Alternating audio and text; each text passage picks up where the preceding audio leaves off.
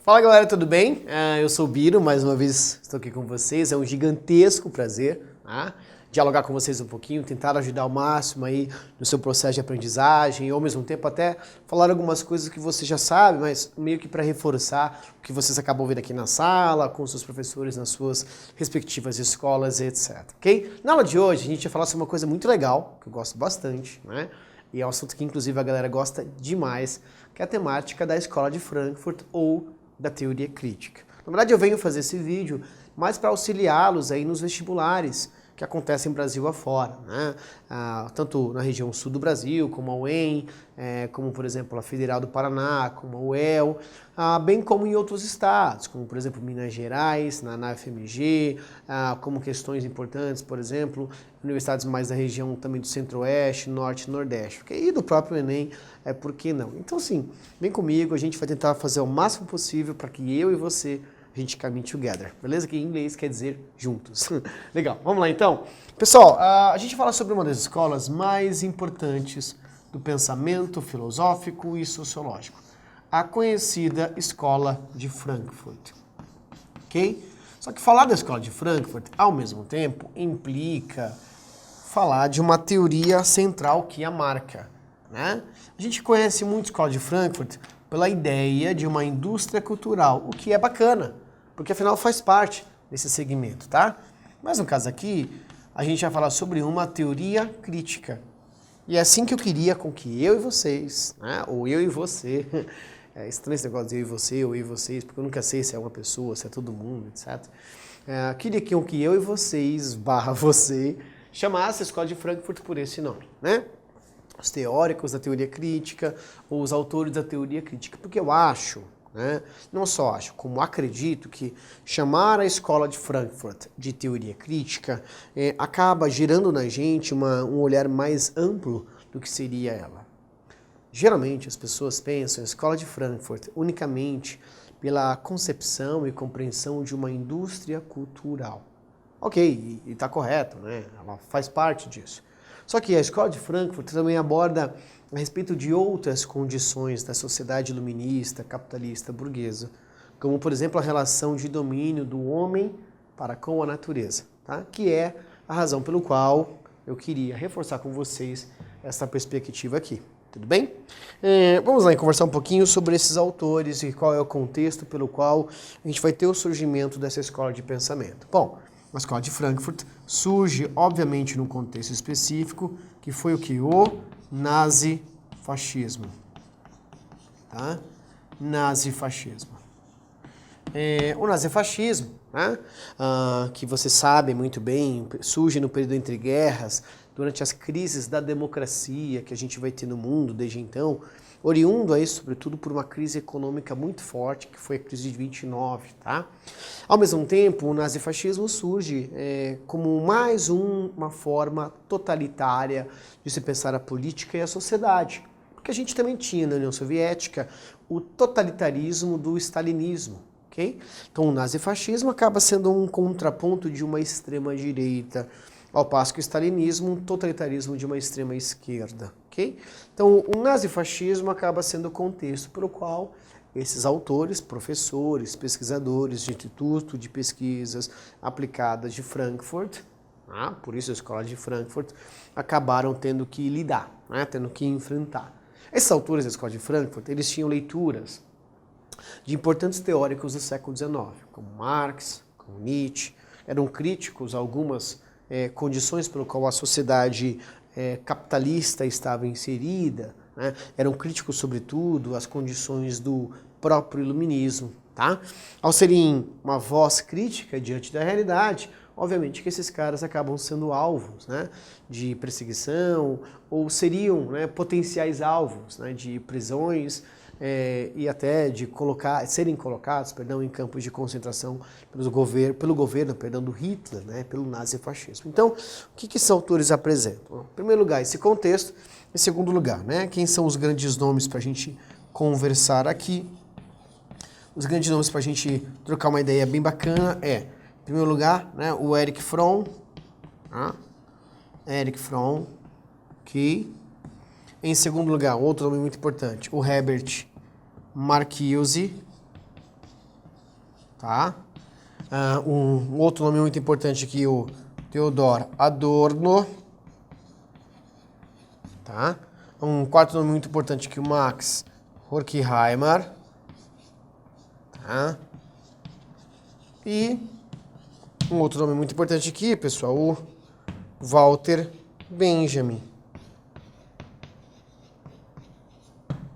Ok? São autores assim que a gente dialoga bastante. Obviamente que a gente acaba priorizando nessa aula alguns autores que são mais comuns de aparecerem nas provas de vocês. No caso aqui na aula de hoje, eu vou priorizar os 3 últimos autores, não que os demais não sejam importantes. Mas o maior impacto que a Escola de Frankfurt vai ter nas leituras e sobretudo, até nas provas de vocês, vão ser por esses 3 últimos autores, ok? Além disso, desses grandes nomes, eu queria vir para esse lado do quadro para apontar com vocês também as influências que esses caras vão ter. Então vamos mudar um pouquinho a nossa cor de caneta para variar tudo isso. Em primeiro lugar, esses caras vão ter a influência do Marx, né? Embora tenham leituras um tanto quanto independentes da perspectiva marxista, e além das leituras do Marx, vão ter também a influência do Nietzsche, tá? Nietzsche, autor do século XIX, tá? Então lembrem, muito importante, são autores do contexto do nazifascismo, isto é, 1920, 1930, que ao elaborarem as suas concepções acabam retornando a autores do século XIX, ok? Vamos lá. Em primeiro lugar, a influência do Marx sobre os autores da Escola de Frankfurt é basicamente na crítica à burguesia, ok?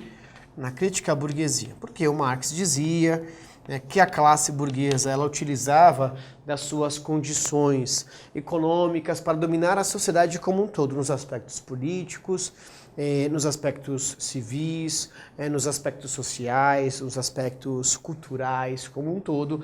Lá no século XIX, as relações econômicas eram a base da sociedade, né? Como a gente pensa muito bem quando a gente dialoga aqui sobre o marxismo, né? A partir do Marx, o homem se dá por uma praxis econômica, por uma praxis materialista, né? É óbvio que o materialismo histórico-dialético, não surge com Marx o materialismo. Do Marx é materialismo histórico-dialético, né? Materialismo é toda e qualquer preocupação dessa relação do homem para com a natureza, do homem para com a praxis humana e etc. Agora, no Marx, as relações econômicas determinam as relações sociais.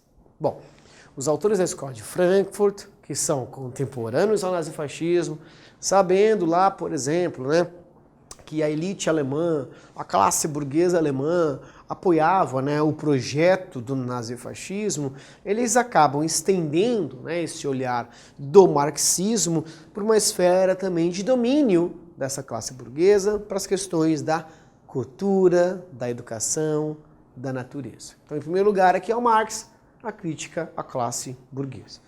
Ao mesmo tempo, a questão aqui do Nietzsche como a segunda influência é que o Nietzsche, autor do século XIX, que a gente já conversou aqui em vídeos anteriores, né? É só dar uma caçadinha aí, faz um TBT, né, no vídeo sobre Nietzsche.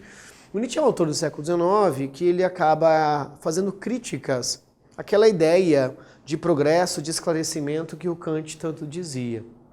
Lembre muito bem, né, que o Kant afirmava no século XVIII que à medida que a gente assumisse ou adquirisse o esclarecimento, o conhecimento racional, nós iríamos alcançar uma autonomia, uma emancipação.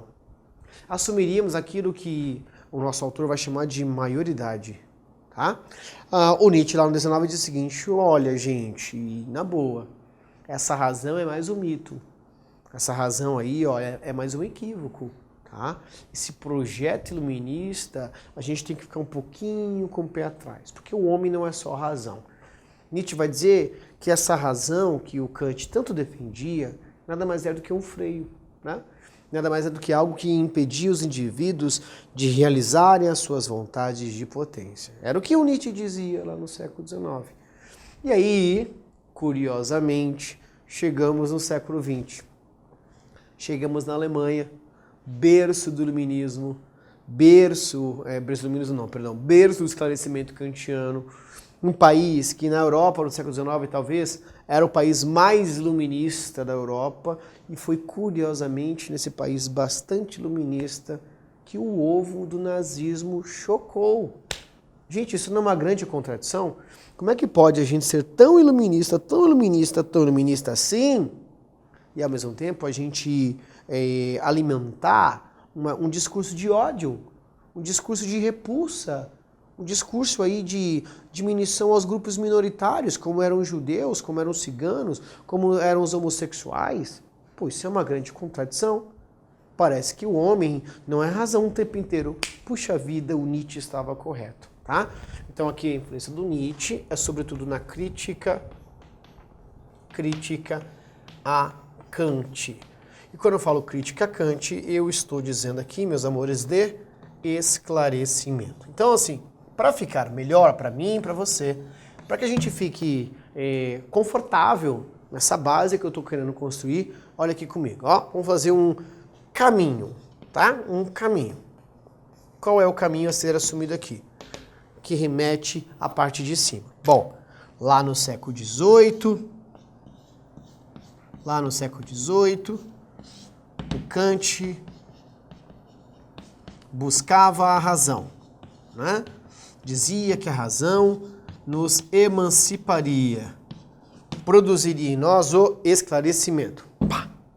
Daí, lá no século XIX, veio Nietzsche. E aí, o Nietzsche, lá no século XIX, ok? Critica Kant, ou critica a ideia do esclarecimento. Daí, século XX. No século XX, a teoria crítica, ou a escola de Frankfurt, recorre a Nietzsche. Tudo bem? Certo? Tranquilo? Facinho, né? Mas esse caminho aqui que eu aponto para vocês é mais um caminho para aliviar um pouco as cargas. Porque é comum às vezes alunos travarem nessa parte aqui. Então eu não tenho problema de gastar esse meu minuto que eu acabei de fazer com vocês apontando esse elemento. Tudo bem? E daí, ao mesmo tempo que a gente vai ter essas influências, esses caminhos, vamos ter agora as grandes obras ou as principais obras. Então assim, primeira ideia básica para a gente pontuar. Uma obra inicial que eu gostaria de abordar com vocês é a famosa Dialética do Esclarecimento, ok?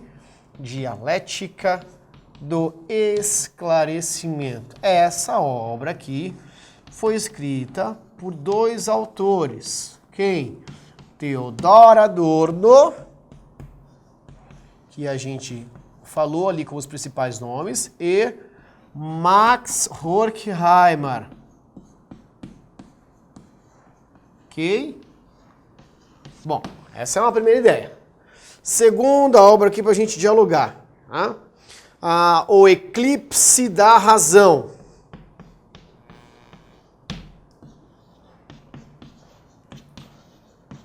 De quem? Do Max Horkheimer.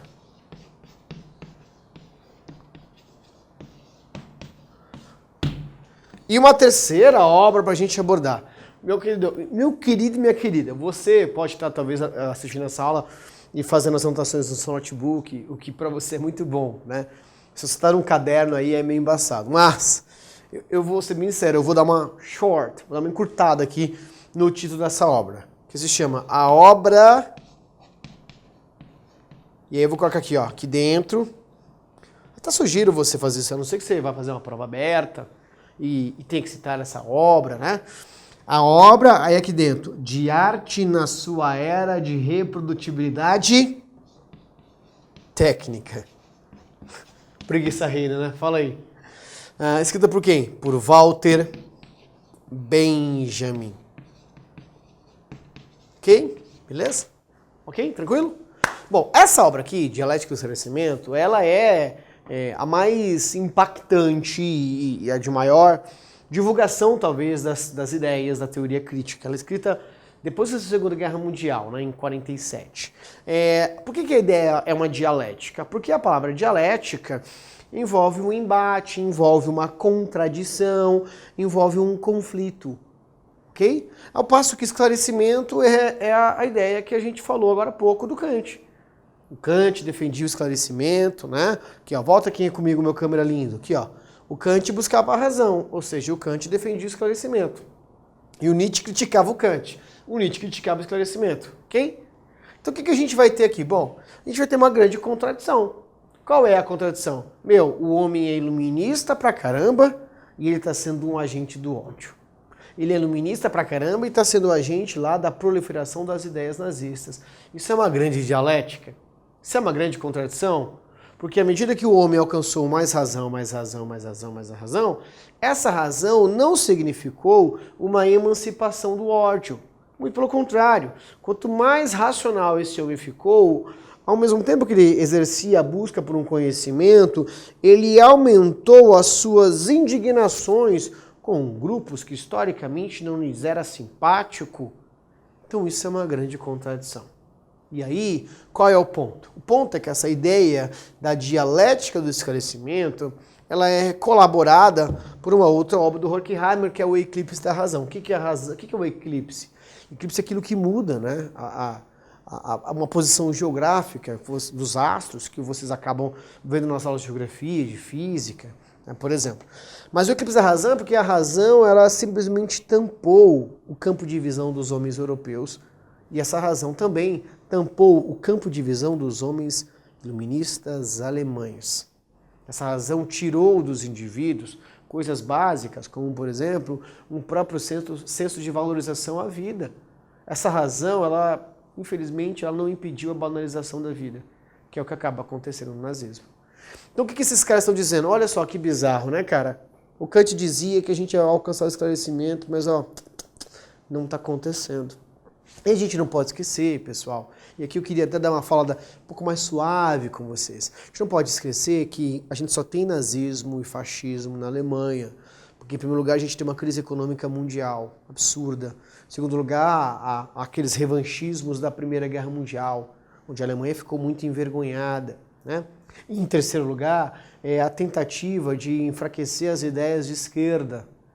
Então, nada mais, nada menos do que algo que desagradava, sobretudo, uma burguesia nacional alemã.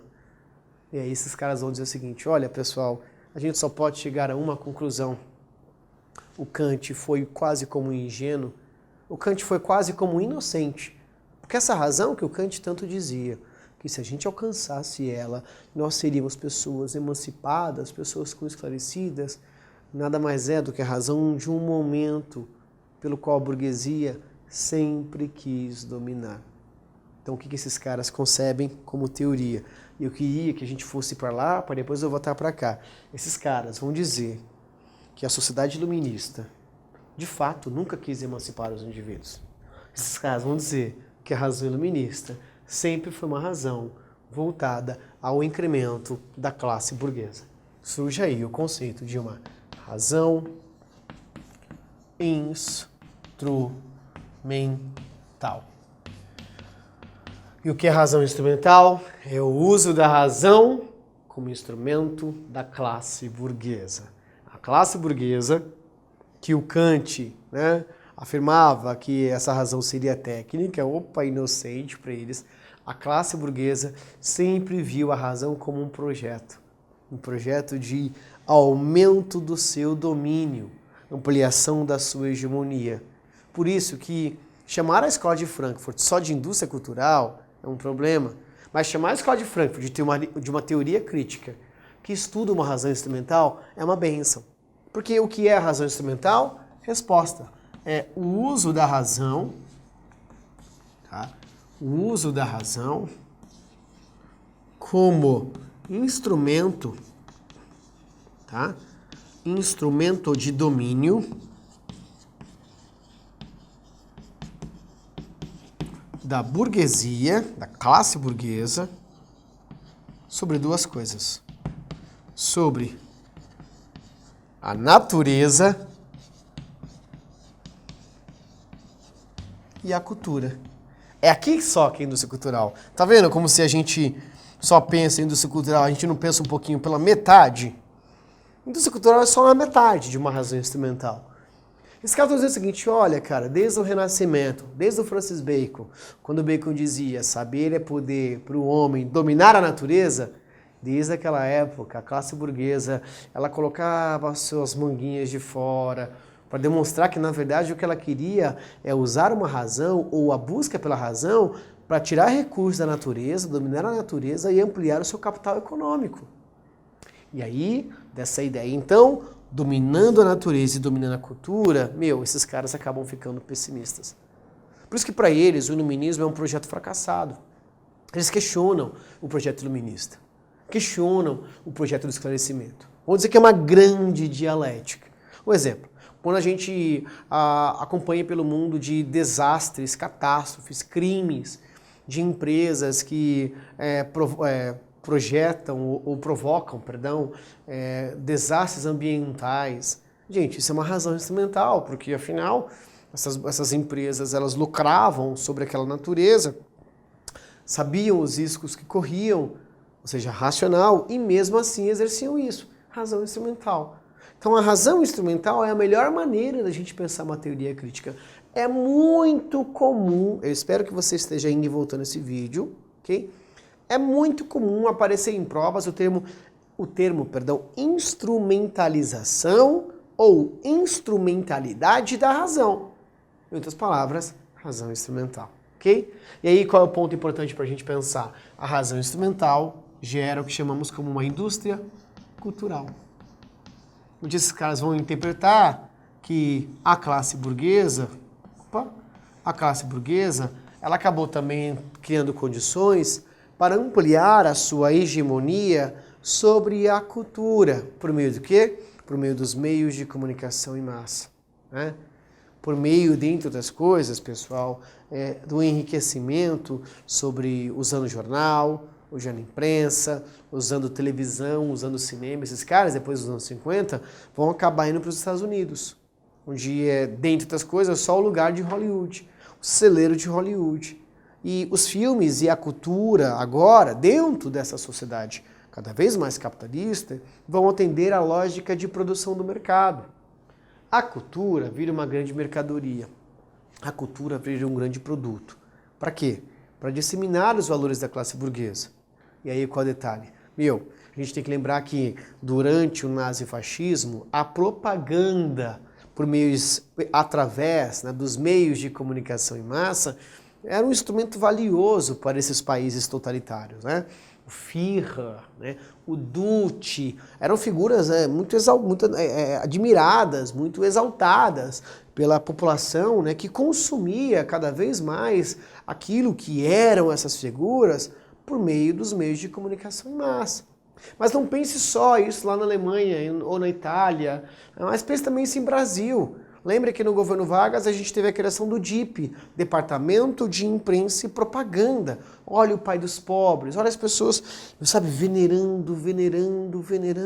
Então, curiosamente, a indústria cultural acaba sendo uma contradição. Poxa, a gente seria mó emancipado, seria mó legal, Não foi assim, tá? Porque essa indústria cultural, ela produz no telespectador uma alienação. E falta de pensamento crítico. Agora, eu disse para vocês ali há pouco, né, quando a gente estava do lado de lá, no outro lado do vídeo, sobre uma terceira obra, tá? De um outro autor para a gente conversar. Vem cá, só para a gente voltar um pouquinho aqui. Eu conversei com vocês a respeito da obra do Benjamin, a obra de arte na sua era de reprodutibilidade técnica. Eu acho o Benjamin um cara muito legal. Né? E ele tem um olhar, a princípio, oposto a essa ideia de uma indústria cultural. Bom, até aí, tranquilo, ok? Sempre lembrando, a indústria cultural compreende uma parte de uma teoria crítica, a indústria cultural compreende uma parte de uma razão instrumental, a indústria cultural compreende uma parte de um olhar pessimista, porque não é um olhar de elogio, né? Eles não estão elogiando, estão criticando. E aí vem o Benjamin, que curiosamente escreve esse livro após a ascensão do Hitler. E o que o Benjamin vai dizer? Olha, no capitalismo, vou mudar a minha cor de caneta, tudo bem? Muda a sua aí também, que eu acho que vai dar uma mão na roda para ti. Vem cá comigo. No capitalismo, diz o Benjamin, a obra de arte, ela perdeu a sua aura. E qual é a aura da obra de arte? Bom, ela é rara, cara, inédita. Isto é, ela só pertence, no caso aqui, à classe alta, ou a alta sociedade, antes do capitalismo. Por isso, né, por pertencer só a essa classe, só ela acaba frequentando os espaços, né, e automaticamente, para que as pessoas consumissem essa obra de arte, elas teriam que ir até a obra de arte. A obra de arte não ia até elas, né? Não tinha uma cópia, não, só tem aquela obra, então as pessoas iam. Rara cara inédita ou rara cara original. No capitalismo, isso modificou. Segundo esses autores, né, em especial, segundo Walter Benjamin, vou fazer menção a ele, né, no capitalismo, a obra de arte, a obra para Benjamin passa por um processo de democratização, tá? Passa por Jesus amado, passa por um processo de democratização, né? Por que democratização? Porque agora a obra, tanto a arte erudita quanto a arte popular, vai acabar atendendo à produção da sociedade capitalista. Ou seja, vai ter cópia, o capitalismo lucra com isso. O capitalismo lucra com o consumo. Agora as pessoas vão consumir, porque o capitalismo é ótimo. Para as pessoas também, diz o Benjamin a princípio. Por quê? Porque a partir de agora, coisas que eram impensáveis, né, 100 anos antes do advento do capitalismo, agora passou a ser possível. Como, por exemplo, um operário no seu momento de lazer, de entretenimento, ele abriu um jornal lá que fale sobre Mona Lisa. Esse cara talvez vai morrer sem nunca ir ao Louvre, onde está a Mona Lisa. Mas, esse cara vai morrer sabendo o que é uma Mona Lisa, porque ele viu lá no jornal. Né? O filho dele também, o neto dele também.